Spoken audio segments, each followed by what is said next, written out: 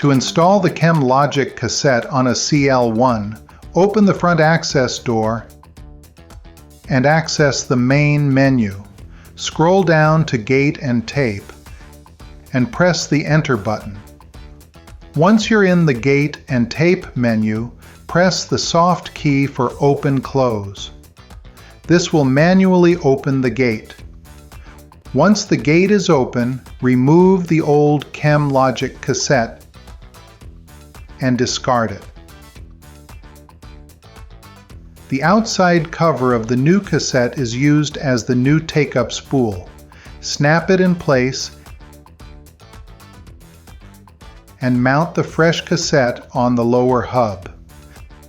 Feed it through the two bottom guides, threading over the first and under the second guide.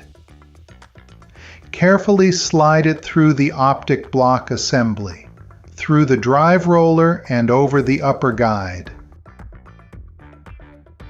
Insert the end back through the capture tab on the take-up spool and give it a full turn.